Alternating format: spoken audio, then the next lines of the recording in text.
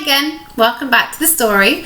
I am reading the second part of Daft Jack and the Beanstalk. Can you remember what happened in the last part of the story? What did they have first? I'll give you the sign to help. Milk. And then what happened? They met an old man and he gave them some beans.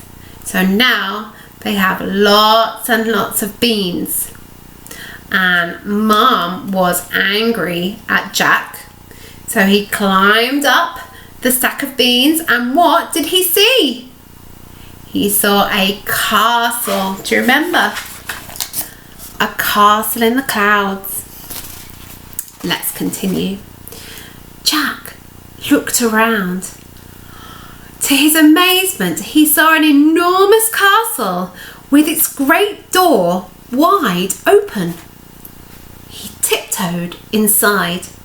It was the most incredible place he had ever seen. Jack wandered from room to room. He found massive bedrooms with carpets as thick as snow, a solar-heated jacuzzi, a living room with great armchairs and a TV screen the size of a cinema. Look how tiny Jack is, and look how big the TV and the armchair are. Who do you think might live in a castle like this?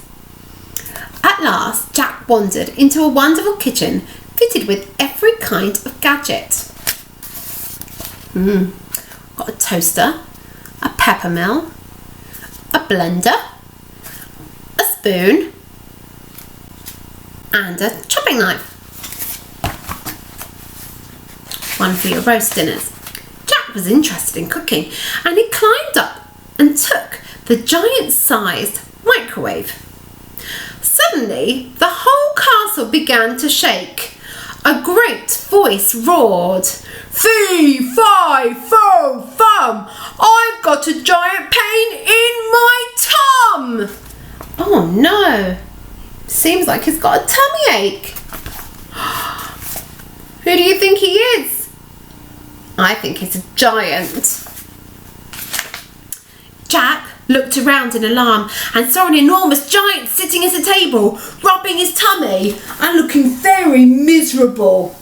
"It's not fair," complained the giant. "All I ever get to eat is children, and now I've got a bellyache." Oh no. I would be scared if I was Jack, just in case he ate me. Hot kids, cold kids, warm kids, kids on toast, kid pudding, and on Sundays, for a special treat, I have Kids Surprise, but that's just kids with kids on top. I'll give anything for a change. I'm sick and tired of kids. If I never ate another kid as long as I live, it will be too soon. He looked down at Jack. "And now I've got to eat you too. Not fair." Oh, Jack looks very scared. He's definitely in the yellow zone. The giant reached out a huge hairy hand and grabbed Jack around the waist. He lifted Jack, kicking and struggling into the air, and opened his vast black cave-like mouth with a tongue like a huge purple carpet. Well, thought Jack, this is the end of Daft Jack, and no mistake. Uh-oh.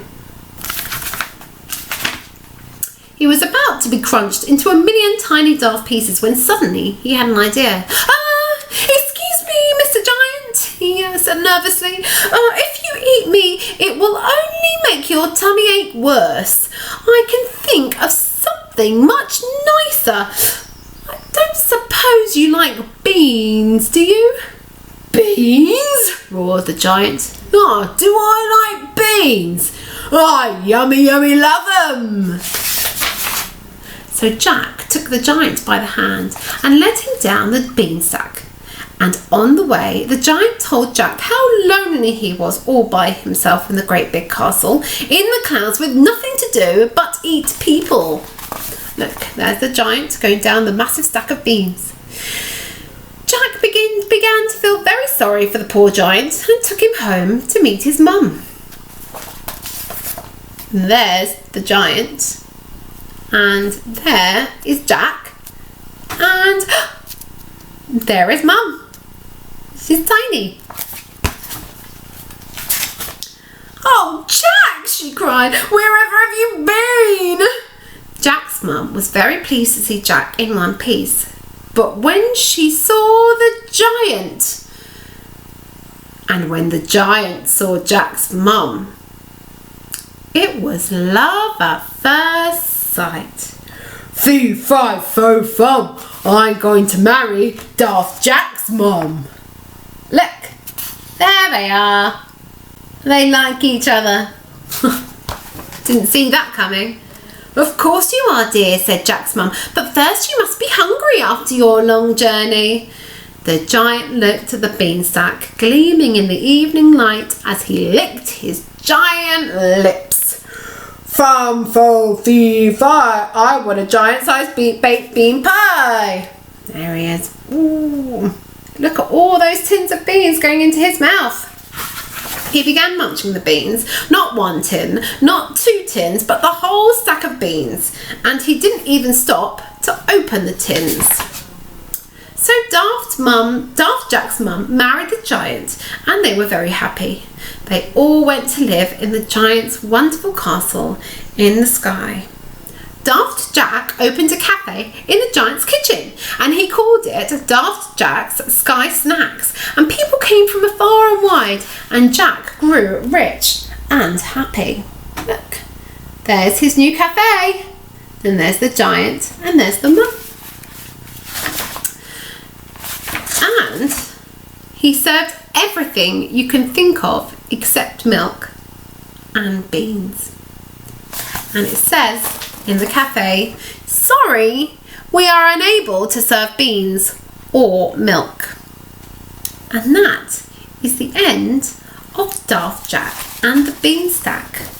I hope you enjoyed it, and I hope you can talk about it with your family.